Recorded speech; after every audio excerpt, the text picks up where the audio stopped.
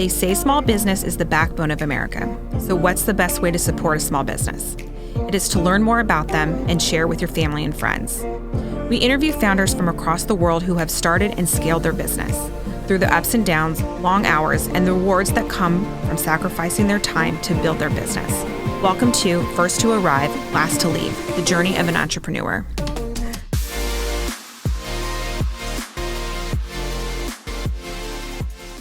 All right, so welcome to another episode of First to Arrive, Last to Leave. Today we have, I always say special, but this one's extra special. No, I don't know about that, but no, like we've got one of the 10K SB poster children, and one of the most that is not true.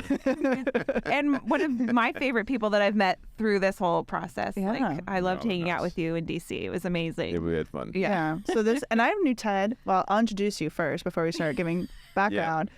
This is Ted Hill. So Ted is the former founder of Life Benefits Incorporated. Yep. You've got the exit, which we want to talk a lot about the exit. Sure.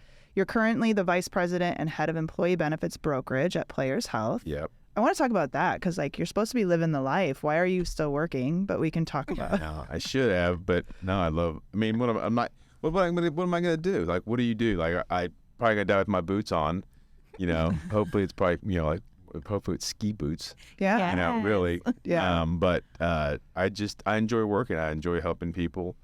And this is like a part of the world that I've never gotten to do, and so it's a great adventure, and so why not? Yeah. But you just like made him like, I need 10 weeks of ski time a year off type of deal. Is that part of the package? Yeah, actually, that's kind of funny because I told them, I said, well, before I start, I do have a 10-day ski trip that I'm going to go take. Way to call it. Yeah, so yeah, I did. I was like, I'm going to Colorado. So nice. Yeah. That's the way to do it. Yeah, it wasn't.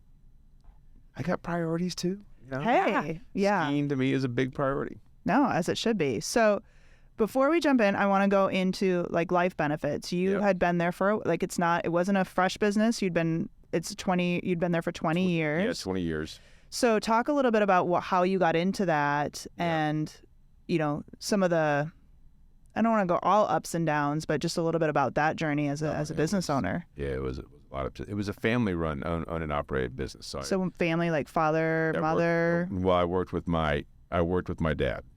Okay. God bless you. You know, my mom and dad met at Blue Cross and Blue Shield many, many moons ago, fell in love, all this stuff, got married. And then my dad got out and got into the insurance industry, and my mom got out and got into residential real estate. And then at college, I wanted to be pre-med. I wanted to be a psychiatrist and do all this, and then realized like I'm not made up. So I did, you know, the next smart thing and got into sales, and then Baylor had not life insurance, but had an insurance track. And so I got a major in insurance at Baylor and got out and worked in my dad's brokerage firm at the time for like a year and a half. And I realized like a year and a half into it, like it was like I wasn't learning anything. Like I needed to fine tune my sales. I didn't know what I was doing. You know, I was going out there and kind of shadowing him and doing stuff, and it wasn't working. So I was like, hey, Dad, look, I'm sorry, but peace out. I gotta quit. And he took that one pretty well. And when I got the telecom industry for, 7 years. And that's where I really got trained and just went corporate world. I worked at Sprint for 2 years. And I don't know if you've ever worked at a big corporation. I mean, they literally were like, what do you want to get trained in? Oh, okay, here you go. Here you go. Like, it's almost hard to make your numbers at the corporate world because they're training you so much. So got super trained, but also when I was at Sprint, I started seeing things. I was like, I'd go talk to channel sales, and they were like, hey, you know, like our vendors, when they sell that 3-year contract, they get paid every month. And I was like, but they get paid every single month. Yeah, same thing you get paid. And I was like, you realize I only get paid 3 months? And he was like, yeah. And I was like, I think I'm on the wrong side of the fence here. Like that was when like the light bulb clicked, and I'm like, I'm going to start my own business someday. Like that was my journey of like this, I'm on the wrong side, like the people out there. And so I really thought I was eventually going to get into telecom consulting.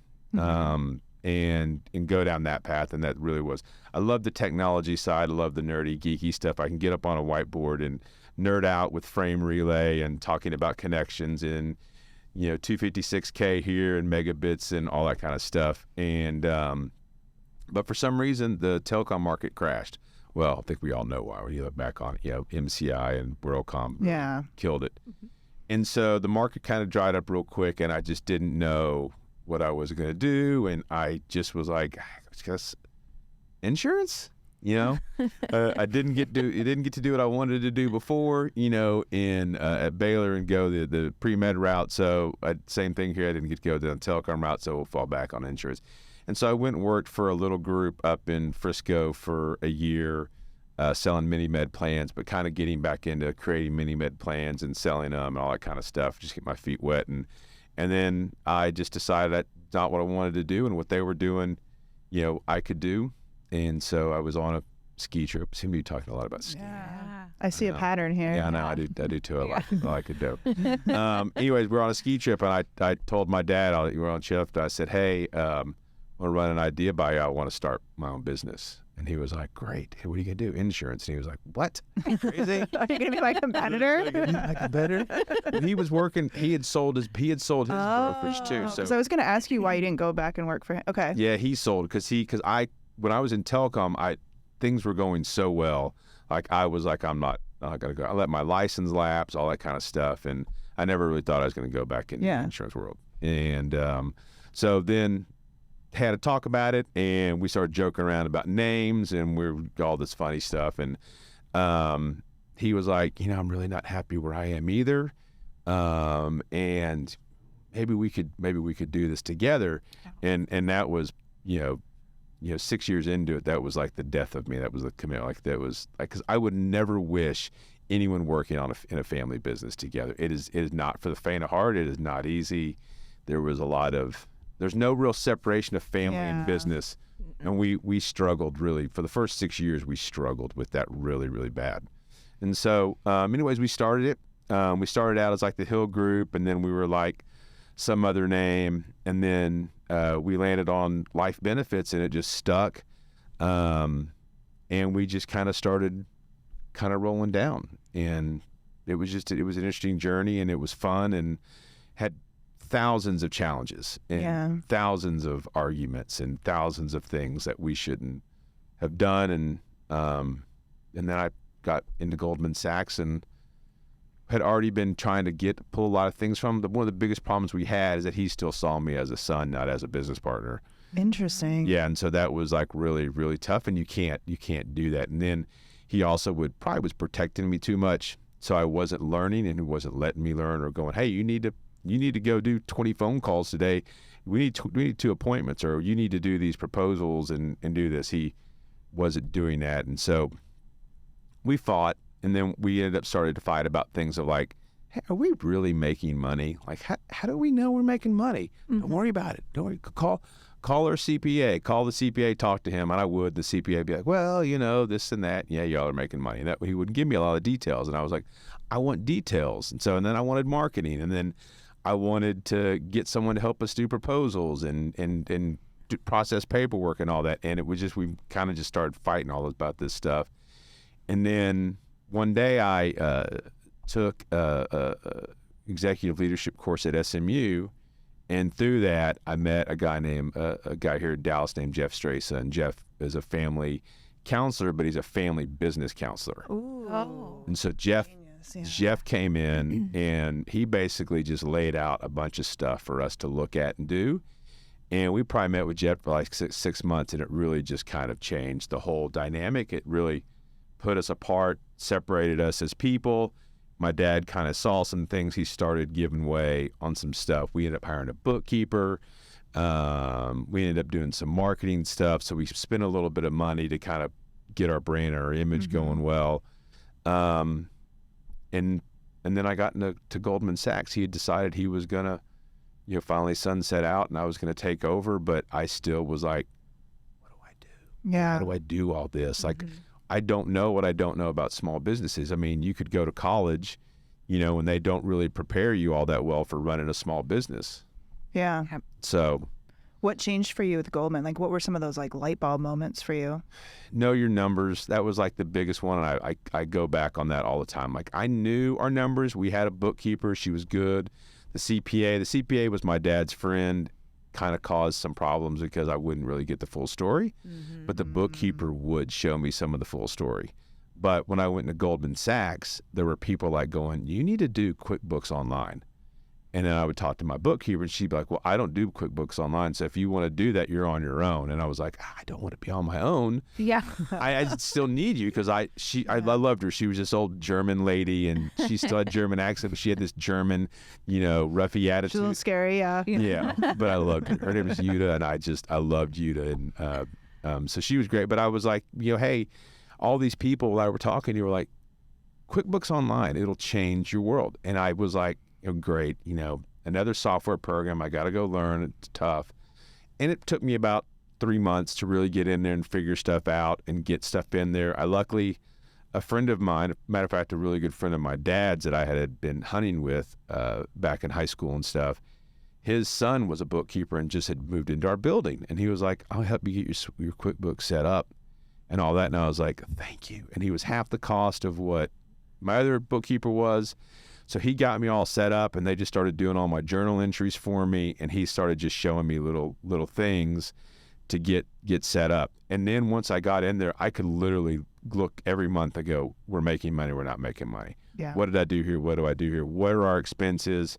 Where am I spending money that's kind of frivolous stuff? And where am I doing this? And one of the biggest expenses we had was rent. Like we had a super nice office. I had a conference room, almost had a conference room in my office. My office was that big. We ended up putting a table in my office that we would all meet at. And I just was like, I'm sitting up there, and we didn't have all our employees anymore. And my dad was sunsetting out, and he was just coming up there and just tinkering around with the stapler, and stuff like that, click, and cutting paper. And, it just was stuff. He was just in the way. And then, so he finally sunset out, and I was like, how long is this lease? And it was 2 years. And I was like, I will sit here for 2 years and make this work. And then knowing that we'll springboard out of this in 2 years and release all this funds and stuff like that. Yeah. And so now I'm in a small space, probably about this big. And there's two of us in there. We sit back to back, and I love it. Simple, It's easy. I don't want a huge big office. I mean, that's not what you want. If you want to make money and you want to generate revenue and you want to have a successful business, you've got to cut costs somewhere. Yeah. Mm-hmm. But if you're not watching your numbers, you don't know your numbers, and you don't know how that stuff's laid out, then you don't know where you're spending money. Yeah. But if you're not making money, you're spending more somewhere, and you need to go in there and start cutting that stuff out. So it was a tough lesson, but that was by far, hands down, the biggest thing that I got to help me come out of there. And then the other thing was connections. Like, you get so many connections in Goldman Sachs, because they really are. It's like you go in this community, you don't know anybody. They set you at this table of 4 strangers. You look across the table, and it's all these weird, I don't want you you don't know me. Don't tell me what I need to be doing or how I should be doing things. And then by the end of it, you're all like, where are your kids? When's your birthday? And all this. And it's just so much fun. And I still one of the people at my table is still a client today, and wow, I love her to death. I mean, she is a hoot, and we just got along so great during the class. And the other lady, she sold her business, and no one's really heard of the other lady that sat at our table. But it's just great. So you make all these people and all these friends, and then they care about you and they love you. They hear your stories. You're sharing your struggles with these strangers, and they're all like, oh, I've had the same thing. So you find out, like, holy shit, I'm not alone. I'm not crazy, Right. or I'm not the failure amongst a bunch of like uber successful people, Right. Right. Yeah. Absolutely. And if you're going to build a business, you can't do it alone. No.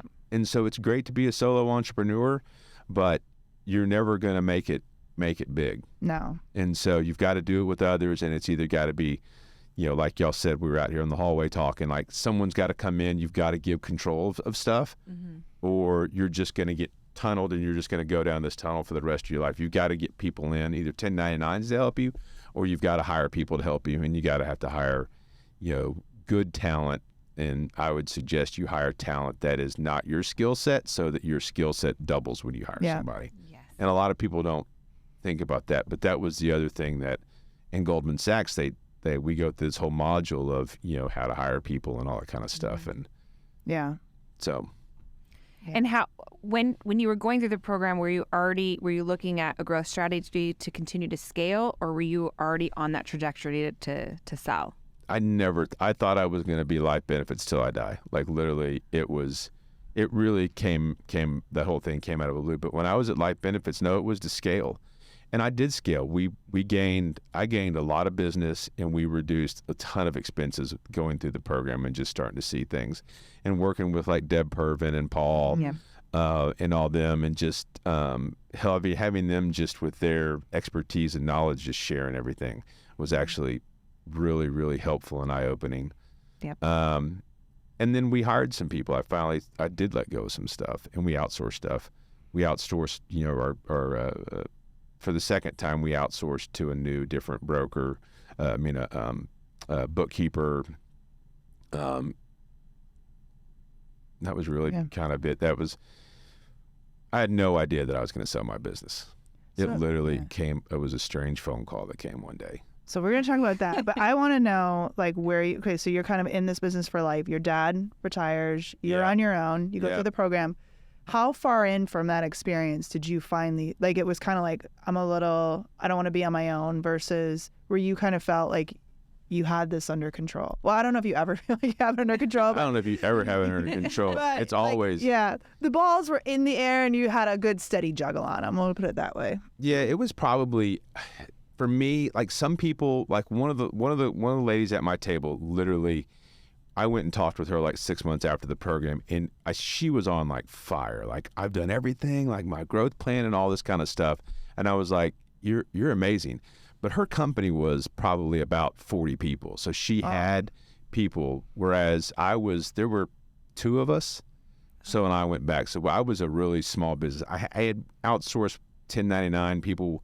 Between everything, I probably worked with 10. So, but really, like me seeing someone every single day, there was two of us. Wow. And so I just didn't have that. So it took me longer to implement my strategy and all that kind of stuff. So it was about 2 or 3 years before we started doing everything, kind of getting it humming and moving along. We built out a care calendar where we basically would do something for a client every quarter or every month, making sure that they're being touched, making sure that they're being connected with, that we're calling them, sending them a postcard, an email or something like that, getting just different services implemented, kind of working out how we would do our customer service and roll out our proposals and get people enrolled and stuff like that. And the other thing is my dad was big on every opportunity is an opportunity. Well, that's not really true. Yeah. So I narrowed our focus down to kind of a certain group size, working on more smaller businesses. And then also I kind of started to thump that we would be a family business. So I did a bunch of research on being a family business and stuff like that. So laying all that stuff out, getting marketing in place, changing up strategy, and kind of being able to spread my time out more where we could call people and be more customer service friendly. It took a lot longer. So the phone call. Yeah. So my dad passed away in like August. And so I still relied on him. My dad was still up to, the last 3 months, but he still was pretty sharp. Like literally probably 3 weeks before he passed away, I'd called him and said, hey, I'm trying to get an idea of like, who can I call about X, Y, and Z. He was like, oh, call this guy over at Principal because he's this, and tell him I said hello, and look, Ted, he will take care of you because he was great and all this. And he started going down all these stories. I mean, he could still rattle off and had people he was like, he could connect me with and stuff like that. And it was helpful, but I had someone as a sounding board that was in the insurance world that I could utilize. And my dad passed away. And so I didn't really have that confidence. Now I had someone working with me, which is a whole nother another funny story. And she was able to take over my business when all my dad kind of had gone down and all that. And so Crystal takes over my business.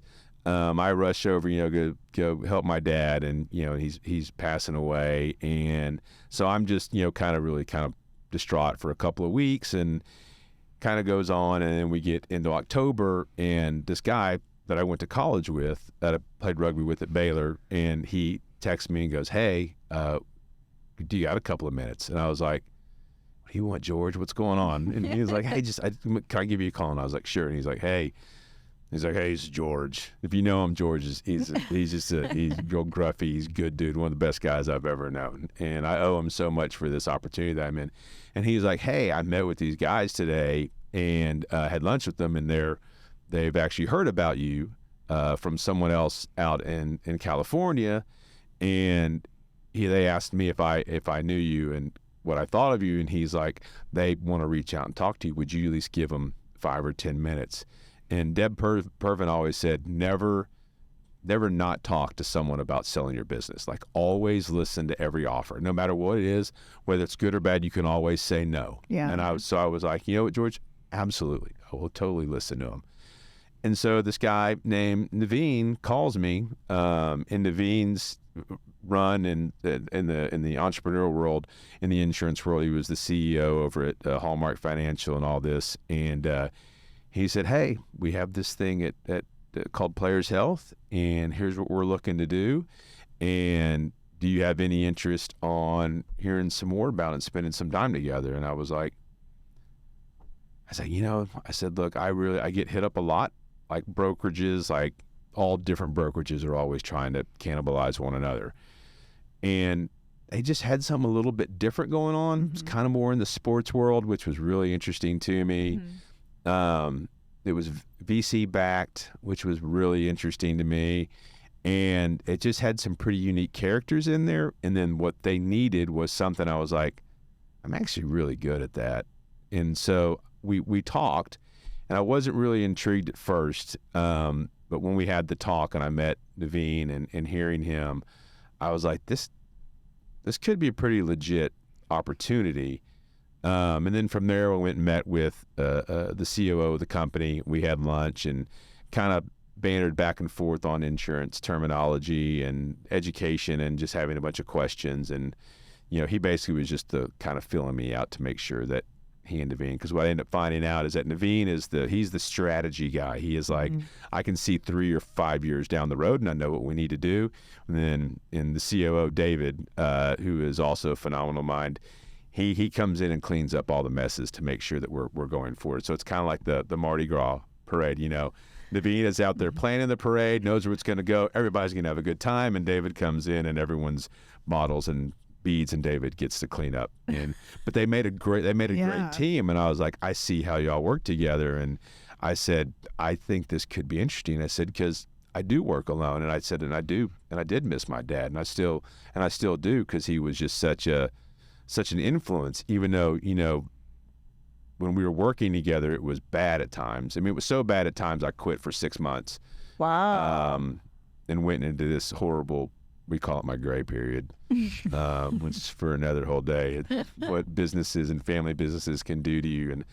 But anyways, and so I told Naveen, I was like, this is interesting. So what happened from there, it was Christmas and the holidays. And so everything just got real slow. And so the whole process slowed down, and we would talk like once a month. And so I was like, I don't even know if they're going to be serious.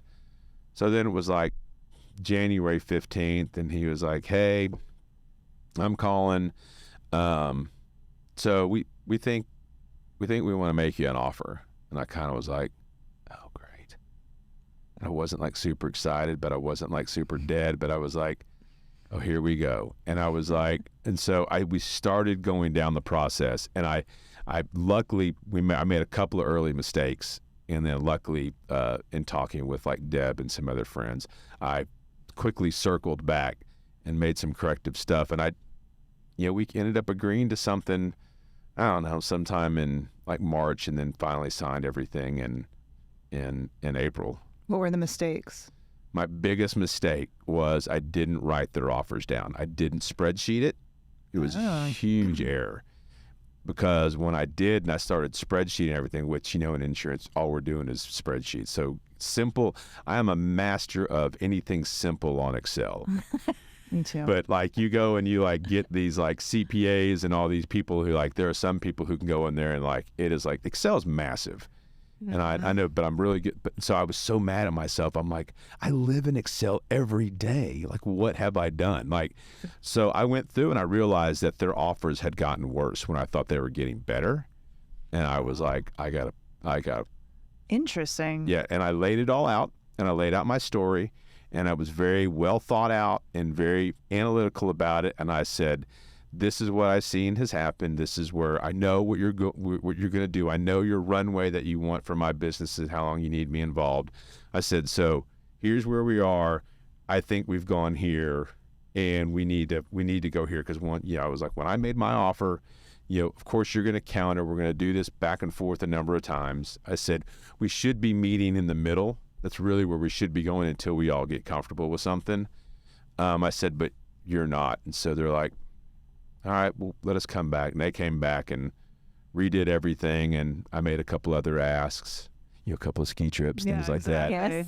And then, ski resort. Yeah, I did. I actually just found, I just went skiing with one of my co-workers and he said, look, this is seriously because I did not negotiate it at my contract that anytime it snows more than 10 inches in the mountains that I have the right to take off and not count against my vacation. And I was like, dang it. Ask for that one. Darn it. That's a genius. Yeah. But, you can do that, if it's your destiny and if they want you bad enough. And so I think what they were showing were like they really did want me. Mm-hmm. And I was showing that I kind of knew what I was doing. And even though I made a mistake, that I was able to go back and get it corrected. But when you go into an offer and you're going in negotiation on an M&A deal, you have to start spreadsheeting the offers immediately. Like everything, every little meticulous thing. And if you don't, you might not know what they're doing the second time around because you got to think, they're probably running it by an attorney and a CPA and they're smart numbers guys and they've got VC people behind them.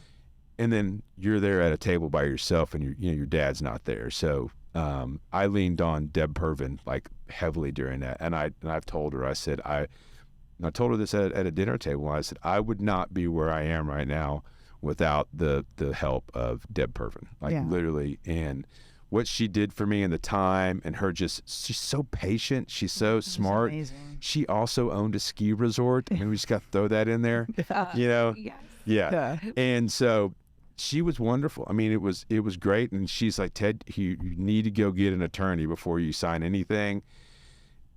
She goes, but send it to me as well. And so I had like 3 or 4 people read the contract and got an attorney involved as well. And so I made all my corrections, but I wouldn't have had any of that. Like literally none of that help if I had not said, you know what, I don't know what I'm doing.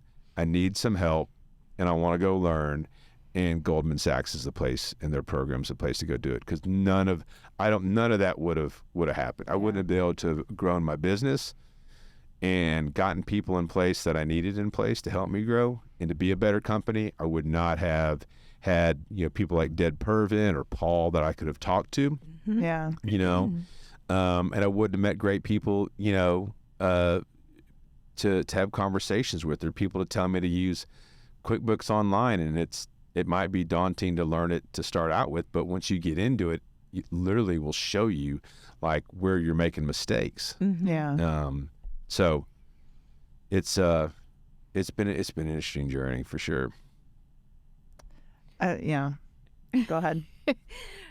So I'm curious now you've exited. So what was that transition period like? Are you still in it? How does that work? I signed a 5-year deal. Okay. And so, I am in it, and it just depends on where the VC people want to go. We all know like VC people when they go invest in businesses, they want to flip it in 3 to 5 years. Mm-hmm. So I'm not at year 1 yet, but we're probably at we're probably at 18 months into when the whole thing kind of kicked off with the company when they got their big round. So, yeah, we'll see where it goes over the next couple of years, but the whole thing, and we've all talked about is, is that we want to build a unicorn, but unicorns are tough to build. I mean, there's only like 1,100 of them in the world. So it's a big growth deal. Yeah. But I've already doubled my book of business in 8 months with them. So we're doing something right, but we're constantly working on stuff. I mean, the company is a ton of smart people.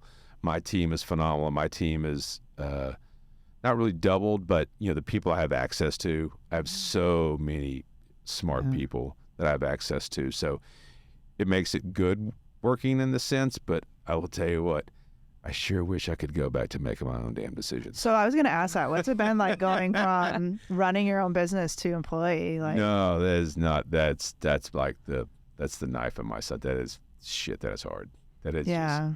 It kills me sometimes. Like I'm like, let's just make the damn decision. I know what to do, and they're like, wait a minute. Let's talk about the feelings and let's talk about this. And I'm like, ah. Yeah. Like this is what we need. And so I'm not saying they're on the wrong. I had to adjust what I'm doing. Mm-hmm. Yeah.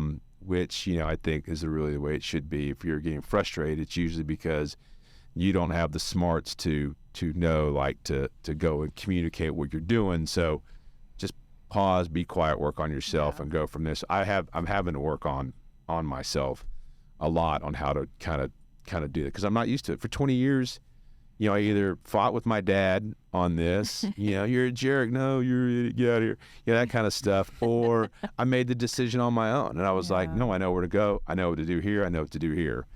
So it's not easy, and I've got to run stuff by people. I can't just go out and be like, oh, my computer's slow and it doesn't filter Zoom correctly. I'm just going to go order a $2,000 computer. Now I got to be like, hey, IT, this is what's going on. Can you help me? And they're like, well, we could, let's just try to see let's just call me back in 2 weeks. I was like, I need this now. Yeah. And there's no more like, you can't just rush and go do things, which is good and bad. Yeah. So I'm having to be a little more patient, but it's okay. I work with a lot of really good people. Yeah. My team is really awesome. I told my team I loved them this morning. It was such a sweet. It's really sweet. Going really back though, would you do the deal any differently? No. I actually think I negotiated it pretty well. I mean, I'm sure there were some mistakes that I did. I mean, obviously, I think the biggest thing, and I will kick myself for it, is not mapping out the deals initially, like right off the bat. Like it's something I should have done. But otherwise than that, I mean, it literally was out of the blue. Everyone was at the right time, although it is funny that when I go into my notepads, because I keep like notepads and I note in it all the time and every day, and I keep stacked. I actually went back through all mine looking for something else, and I went across this note from George like 2 years before Players Health bought me. George was telling me about this company called Players Health, and I wrote Players Health and circled it. And I was like, oh, that is weird. That's interesting. Really weird. So George was kind of telling me what's going to be going on in my life 2 years down the road. It's kind of strange. I don't want to know George that well. I was going to say, George is like a psychic. He is a psychic. He's got special powers. Yeah, he has got special. He does. George does have special powers. George is a good guy. He and I played rugby together at Baylor. He was one of the only guys that knew how to play rugby and coached us and all that kind of stuff. But there's a group of us, a real good tight-knit group of us. We've all been invited to or participated in one another's weddings all over the years. Wow. So now he's the one that's helped me change my career path. Yeah, another plug for networking and keeping your network tight, right? That is absolutely right. I mean, that's one of the things I will say is always be networking. Yeah. You can never stop networking. Now, unfortunately, I somewhat have because our market now is so super niche. Like going out and meeting a bunch of people doesn't make a whole lot of sense right now. It's not a good use of my time. And plus, being in a VC company, I don't really have a lot of spare time. So it makes it tough to go to, like, I used to network all the time. I would swear, like, you should always be networking, like from sun up to sundown, wherever you could go, do that, meet as many people as you can. It's a little too niche for me right now. It's kind of, I haven't figured it out yet. I'm still trying to figure out a lot. I mean, 8 months into this, and I'm still figuring things out that the company does and that I need to be doing and how to do things. Yeah. I feel like quadruple honored that you found time today then. Well, I mean, y'all are awesome and fun, and all I got to do is come talk on a mic, and sometimes I really just want to say, hey, can I leave early? And so that's what I did. I worked with Xavier, and I said, I'm out. I'm leaving early. And he was like, good. So you're like, I've been invited on a podcast. I have. So it's so cool. It's the best podcast in all of DFW. Hey. So, okay, so I was processing a lot of there's a lot of information here. And has your like day-to-day life changed from being like the stress of being an entrepreneur versus like now? I mean, you're still. It's a different stress. It right? is a different. It's totally different stress. So on the stress of being an entrepreneur is the stress of like having enough cash flow, right? Right. Cash flow is king, and kind of making sure that you're making money and all that, and how are you doing it? But being your own entrepreneur, being your own business owner, you could be like, you know what? I'm stressed. It's Friday at noon. I'm out. I'm gonna go ride my bike. I'm gonna go get a massage. I'm gonna go read a book, or I'm gonna go to a movie or whatever. And now I can't. Like now I have, we have projections and things that they want us to do, and we have projects, and I've got like 40 different people now that are counting on revenue being generated, right? Because our goal is to build a unicorn, and you can't just lay around every day and not do work. So I have stress, and but it is a little bit different. I think right now I feel a little bit more weight on my shoulders than I did as being a solo person. Now I've got a lot of people that you're counting on this company being successful. And so I need to just make sure I make the right smart decisions.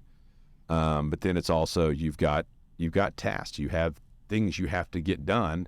And then the stress is right now, it's like when I was running my own business, it was sales generated. We were service and sales, and I was like, I will stay with my clients and love on them and care for them and white glove them all the time from when I first shake their hands to where if they were ever to leave us or whatever. And now it's just how do I do all of that and do projects and submit reports and create new things. And so it's just my stress is trying to adjust to the new way of doing things and working with the team and things like that. And it's had its problems, but I'm telling you, I work with a lot of really good people. There's a lot of really good, smart people doing what we're trying to build. And our CEO's done a great job of getting, people interested, and his story is phenomenal. And I mean, there's just so many people in the company have these just phenomenal stories, and our mission is great. So at the end of the day, if I can just think back and look at all the good stuff in there, it's not really a whole lot of stress. Yeah. That's awesome. You want to do rapid fire? Yeah. Or I could sit and talk. I know. I'm like, I could go on. There's like all sorts of other questions running through my mind right now. And I'm like, why is this not going? There we go. All right. Rapid fire. Okay. Rapid fire. Yes, rapid fire. Favorite beverage? So in the morning, it's Chicory coffee and cream. What's Chicory? Is it a certain brand? Yeah. So Chicory, they serve it at Café du Mall in New Orleans, but I randomly just picked it up one day I just wanted to try some new coffees because I hadn't found the coffee that got me going. I used to do like the Southern roasted pecan, and it was great. And then one day I had Chicory coffee, and it was just like by mistake because the bag looked neat, although it was just like a community coffee bag, but it had a yellow. And I put a little cream in there and was like, holy cow, this is tasty. It's super dark. Yeah. I like the darker the better for me. Yeah. It's kind of woody. Yeah, it's kind of woody. Chicory is a root. Yeah. So it's got like a little bit of a root flavor, but it's good. Every morning's Chicory coffee. If I don't have it, I'm fine, but I mean, obviously I need coffee. Not fine. Yeah, not fine. But then in the afternoon or in the evenings, it's usually like Topo Chico, lime Topo Chico with lemons or whatever. So There's something about that Topo Chico. There's just no other fizz water like it. and you know what's funny is like over in like Southern America and stuff, like it's the cheap stuff. It's this no one, like the poor people drink it. But over here in America, it's like served everywhere. Like we think it's like some gold. Yeah. You go to the store, you can barely ever find it. It's like 3 bottles up there, and you're like, oh, I better get those 3. Yeah. She's like, I've never been in a situation where Topo Chico's been out. Oh yeah. I haven't. No. I'm very lucky. I've never had it prior to moving here. So when I moved here, and I was like, there are a lot of bubbles. There's a lot. It's very. Oh yeah, it is very, very bubbly. Yeah. Yes. Yeah. And the bubbles never go away. No. You open one of those liter bottles, and 5 days later, they're still. Oh yeah. Or you leave it out. Do they have it cranked? I have no idea how they do it, but I'm like, they got to put that in Coke because Coke owns them now. Really? Yeah. All right. Well, that makes me sad. Yeah. Best advice you've ever been given? Man, I've ever been given. Well, I always believe in like I just always be networking, know your numbers, those kind of things. We kind of already covered those, but those are really probably my best advice. I would say I would stick with those. And you know when Not super when original, someone but- says know your numbers, you know where it came from. That's right. That's right. That's right. Oh, you went to Goldman Sachs, didn't you? Yeah. Oh, you No. Yeah. Do you know Deb Purvin? That's right. That's right. Have you read books? Have you gone skiing? That's right. Okay, you're throwing a dinner party. Yes. Who's sitting at the table? Marcus Lemonis is the first. Love him. He is phenomenal. He is great at business and making it simple, like people, process, and product. Like his whole show was phenomenal. Yep. I actually got to run into him last year skiing. Really? Yes, and he was awesome. So like we ran into Meryl Streep one time at the La Posada in Santa Fe many years ago with the SMU HR Roundtable, and she was a snob. She was like, It doesn't surprise me. she just was all this. And I asked Marcus, I go, Marcus Lemonis. And he goes, yes, that is me. And I was like, oh my God, I'm a huge fan. I love your show. You know, people, product and process, all this. I said, can I have a picture? And he goes, absolutely. And I just was like, oh, that is so awesome. Like he was, and he sat there and talked for a minute, but you could tell he was like he was real quick at going, well, it was great to meet y'all, and then just kind of shuffled off real quick. But I'd want him at the table. And then I might throw some weird people in there, kind of like Ozzy Osbourne, you know, like let's just throw some character in there. Yes. Like let's get someone who has been phenomenal. Like he's been successful.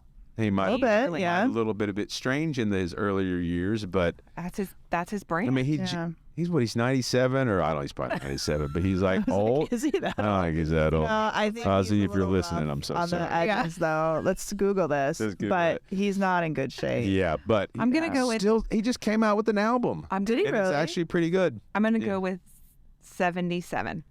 Okay.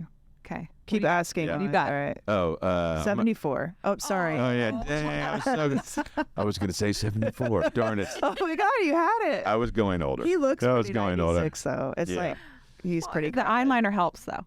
Yeah, absolutely. The makeup, It's 5 years Yeah. of his face. the dark clothing makes him look skinnier. Yeah. Who else? Who else? Golly, I don't know. I would. I don't know. I'd probably have my wife there. I'd love to have dinner with her. She better be there. She's like, I better be invited. Who else? I don't know. I think those two good dinner people would Pretty be good dinner. pretty good dinner party. I'd sit at the I mean, we could probably go down the line and just randomly start tossing people in there, but 80s rockers, any of those, Gene Simmons, Yeah. anybody like that, Yeah. Twisted Sister. Let's just this throw in some table's random getting stuff. real good. This is Gonna be getting really, loud. really different. Yeah. And then But we got to keep some business people in there too. So like Dan Pink, we could throw Dan Yeah. Pink in there, That'd be good. to have some good conversation, stuff like that. So So what is your your morning routine look like? Chicory coffee. Coffee, dogs. Yeah. So we have two miniature dachshunds. One named Lou that we've had for his whole life, and then we one that was just given to us one day when we walked into the pet daycare, and they're like, "Hey, y'all have 2 dachshunds. Would you want a third?" And we're like, "Huh?" And they're like, "Yeah. Would you want another one?" And Somebody I was just like, abandoned their dog? "Sort of." The grandparents passed away, and none of the kids wanted it, so they kept it up there. And one thing I was like, "Well, our dogs don't bark," and I was like, "Does he bark?" And they're like, "Oh yeah, no, bull." That dog every morning, "I am hungry. Roar, roar, roar." It's like, "Scooter, I'm feeding you. Roar, roar, get my food." It was like so funny. So I get up. Most of the time, I'm kind of bad right now. I just got over being sick, but usually I try to get up in the mornings and I'll go for a jog. But if I can get out without the dogs, I'm good. And then I come back, and then it's dogs. Feed the dogs, take them out, coffee, sit down, conversation with the wife, go to work, check emails, and then it's just into the grind, into the salt mines for 10 hours. And then it's come home and it's either work out in the evening or it's cook dinner and just have some alone time, maybe get some reading in or something like that. Awesome. So, what are you reading currently? I just finished a book, and if you have not read this, everybody needs to read this. But $1 Trillion Coach. Oh, It literally can't remember the guy's name. It's about off the top of my head. I think I saw this. But it's Bill. I think it's Bill Campbell. Yeah. So Bill Campbell passed away, and he swore he would never write a book, and it was probably one of the greatest mistakes that he ever did. But he just was a big grunny football coach, and didn't do real well. And I can't remember some East Coast team he coached. And he got into the marketing world. He was a big influence on the Apple commercial that was on the Super Bowl. Mm-hmm. He had a big decision on that, and was a big influencer on getting it in on the air. But he basically he is known as the Silicon Valley business coach.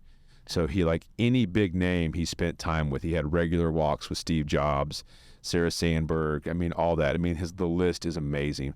But he basically, so what happened is 2 of the people that were influenced by him the most said, "Look, now that he's not here, he can't tell us we can't write the book." And they were like, ah.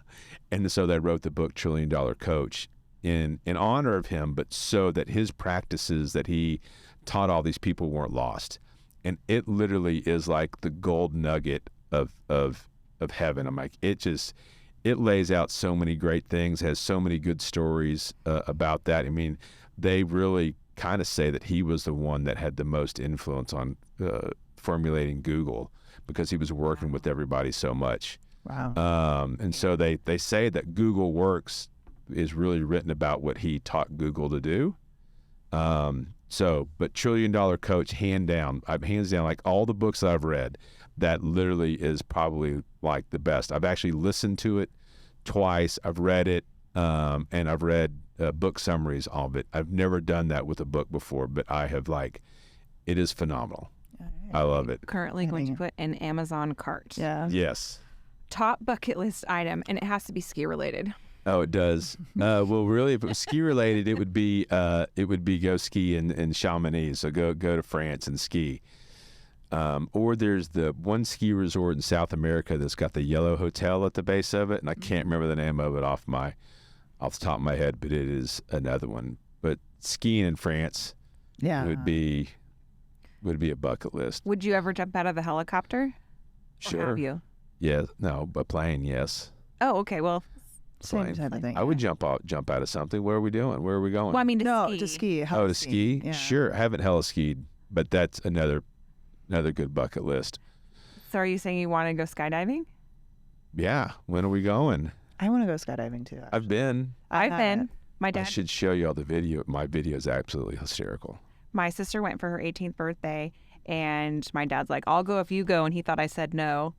And I said, heck yeah. So we all went. And Yeah. you have the perma smile afterwards. And, the morbid humor of it is that they pick you up in a hearse when you hit, when you're down. And Oh, no. back. Oh, it's fantastic. And, and you just have that shit-eating grin on your face for days.